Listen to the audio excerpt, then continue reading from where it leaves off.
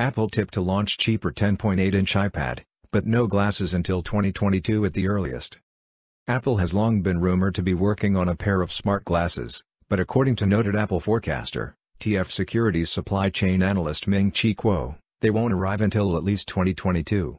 In the nearer term, Apple could release a larger affordable 10.8-inch iPad. Kuo predicts that Apple will release the glasses in 2022 at the earliest, according to Mac Rumors. A report by The Information said Apple told employees it is planning to release an augmented reality (AR) headset in 2022, followed by a pair of sleeker AR glasses in 2023. Apple's AR hardware effort is being led by Apple Vice President Mike Rockwell, whose team includes engineers who worked on Facebook's Oculus headset and Microsoft's HoloLens. Kuo has a solid track record for correctly predicting upcoming Apple products, but sometimes the timing is off. Previously he's estimated that Apple's augmented reality headset could arrive as early as 2020. And he expected all of Apple's 2020 iPhones to have 5G, but the company's first 5G iPhones may now be delayed by the coronavirus pandemic.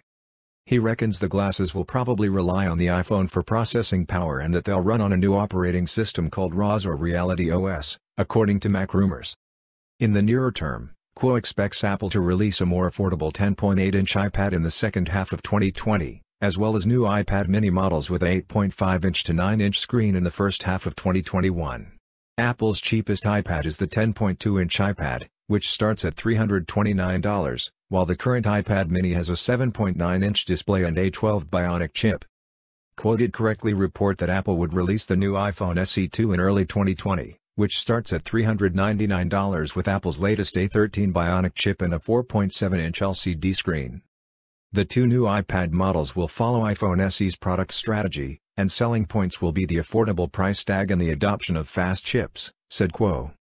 We believe that GIS will be the primary touch panel supplier for these two new affordable iPad models because the company is the largest medium-sized touch supplier, thanks to the cost advantages of Megasight.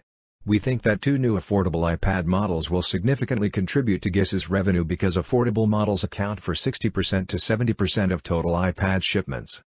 For more updates, subscribe to Tech News and share this video.